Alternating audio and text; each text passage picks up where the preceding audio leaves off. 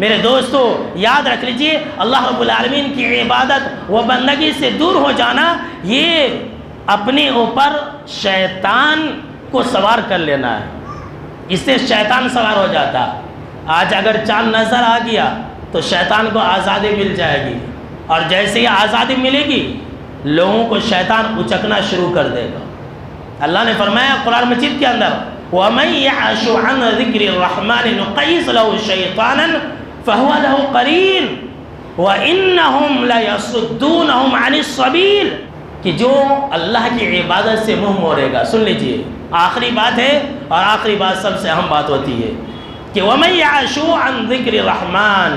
کہ جو انسان اللہ کی عبادت سے، رحمان کے ذکر و اذکار سے، نماز سے، تلاوت قرآن سے، ذکر و اذکار سے، مسجد آنے سے منہ موڑے گا، نُقَيِّضْ لَهُ شَيْطَانًا، تو اللہ اس کے اوپر شیطان کو سوار کر دے گا۔ اللہ ایسے لوگوں کے اوپر شیطان کو سوار کر دیتا ہے، فَهُوَ لَهُ قَرِينٌ، اب وہ اس کا دوست بن جاتا ہے، وہ اس کا یار بن جاتا ہے۔ اب وہ ابلیس، وہ شیطان اس کو سیدھے راستے پر چلنے سے روکتا ہے، نماز پڑھنے سے روکتا ہے، مسجد آنے سے روکتا ہے۔ سن لیجئے آپ جو ہے اندازہ لگا لیجئے، اگر آپ رمضان کے بعد مسجد نہیں آ رہے ہیں، آپ کا دل نہیں مان رہا، تو سوچ لیجئے کہ شیطان آپ کے اوپر سوار ہو رہا، ہلو سوار ہو رہا، اور اگر آپ سیدھا چھوڑ دیے تو سمجھ لیجئے پورا سوار ہو گیا۔ یہ اللہ کا کہنا۔ پھر آپ بولیں گے مولانا آپ ہمارے کو ایسا بولے، میں نہیں بول رہا،